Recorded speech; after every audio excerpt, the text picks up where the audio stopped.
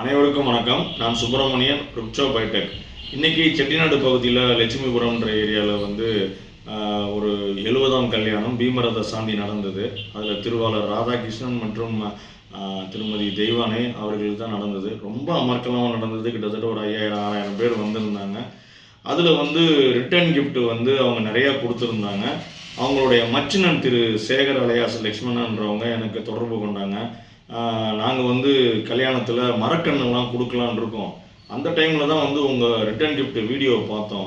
ரொம்ப நல்லா இருந்துச்சு, புதுமையாக இருந்துச்சு. ஏன்னா அந்த மரக்கண்ணு கொடுக்குறதுல என்ன இஷ்யூனாக்கா, பண்ண ஒரு இடத்துல இருக்கும், அங்கேருந்து மண்டபத்துக்கு கொண்டு வரணும்.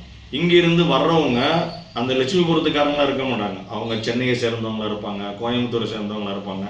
அப்போ மண்டபத்திலேருந்து பக்கத்தில் இருக்க காரைக்குடிக்கு ஆட்டோவில் போகணும். அங்கேருந்து பஸ்ஸில் ஏற்றிக்கிட்டு கோயம்புத்தூர் போகணும். கோயம்புத்தூர் இறங்கி ஆட்டோ பிடிச்சி அவங்க வீட்டுக்கு எடுத்துகிட்டு போய் அதை வைக்கிறதுக்கு இடம் வேணும். இவ்வளோலாம் சிரமம் இருக்குது. உங்கள் வீடியோ பார்த்தோம், சிறப்பாக இருந்துச்சு, நீங்களே இந்த விதையை கொடுங்க அப்படின்னாங்க. ஆனால் ஒரு சின்ன வேண்டுகோள் வச்சாங்க.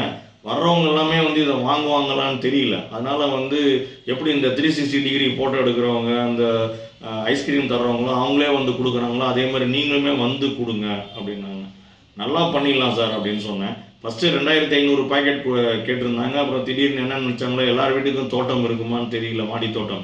அதனால் 1000 பாக்கெட் மட்டும் கொடுங்க, சொல்லி கொடுங்க அப்படின்னாங்க. இன்றைக்கி நம்ம டீமோடு அங்கே போயிருந்தோம். போயிட்டு அந்த 1000 ரிட்டர்ன் கிஃப்ட் பாக்கெட்டையும் கொடுத்தோம்.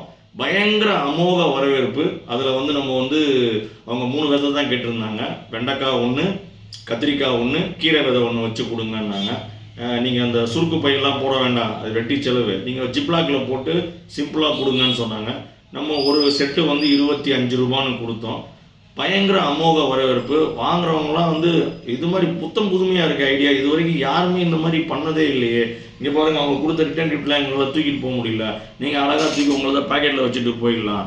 ரொம்ப நல்லா இருக்குது. நாங்களும் எங்கள் வீட்டு ஃபங்க்ஷன் இப்போ வரப்போகுது, உங்கள் நம்பர் கொடுங்க, நாங்களும் கூப்பிடுறோம், அவசியம் நீங்களும் தரணும். உங்கள் பட்ஜெட் இவ்வளோ தானே அப்படின்னு கேட்டாங்க. இல்லைங்க, எங்களுது 10 ரூபாவில் ஒத்த விதை போட்டால் 10 ரூபாயிலேருந்து 200 ரூபா வரைக்கும் கூட நம்ம கஸ்டமைஸ் பண்ணி கொடுக்கலாங்க.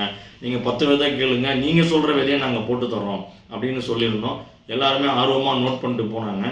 இப்போ அந்த திருவாளர் ராதாகிருஷ்ணன் தெய்வானை தம்பதியர் இந்த விதை பாக்கெட்டை கொடுக்கல. கிட்டத்தட்ட இதெல்லாம் விளைஞ்சிச்சுன்னு வைங்களேன், 10 டன்னு காய்கறி விதைகள் வரும். 10 டன் காய்கறியை சுமந்துட்டு போய் கொடுக்க முடியுமா? முடியாது. பாருங்க, நான் சின்னதாக ஒரு கட்டப்பையில் தூக்கி கொண்டு போய் விதையை கொடுத்துட்டு இருந்தேன்.